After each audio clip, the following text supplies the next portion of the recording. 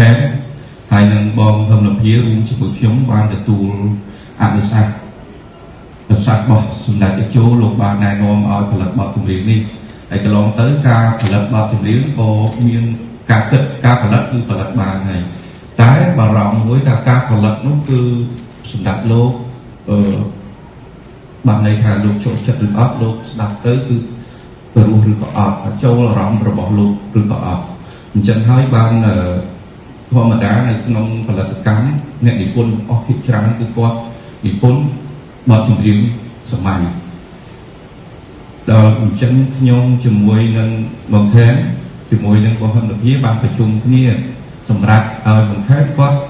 chưa được bọt này lục chỗ chất chân mà đó pinនេះគឺបង្ខំបានជ្រើសរើសលំនាំបត់ដើម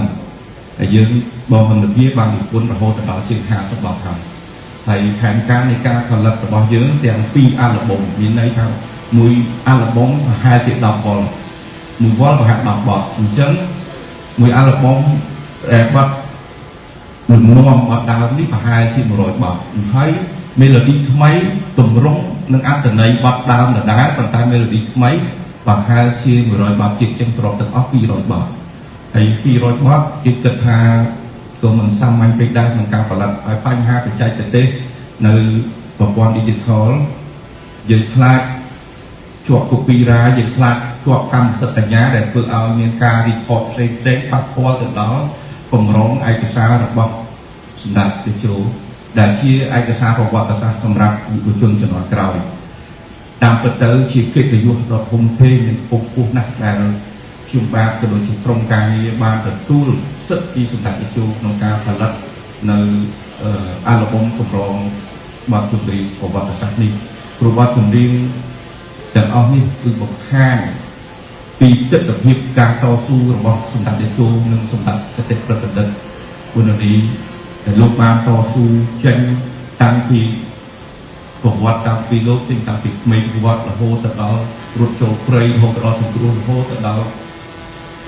មកដល់ថ្ងៃនេះសូម្បីតែខ្ញុំបើសិនជាខ្ញុំមិនបានទស្សនារឿងហ្នឹងក៏ខ្ញុំអត់ដឹងពីសាច់រឿងនៃការតស៊ូរបស់លោកដែរអញ្ចឹងហើយនេះគឺជាការចូលរួមមួយសម្រាប់ចូលរួមផ្នែកមួយទោះបីក្នុងអង្គភាពយើងមិនអាចមានលទ្ធភាពក្នុងការចូលរួមអ្វីធំដុំប៉ុន្តែយើងចូលរួមជាផ្នែកមួយក្នុងការថែរក្សាប្រវត្តិសាស្ត្រសាច់រឿងប្រវត្តិសាស្ត្រជូនលោកតាមពិតរឿងគឺបានផលិតជាប់គ្រប់នឹងបានផ្សព្វផ្សាយរួចរាល់ហើយប៉ុន្តែមិនទាន់មានបទចម្រៀងដែលបង្ហាញពីទស្សនវិជ្ជានៃសាច់រឿងនេះទាំងស្រុង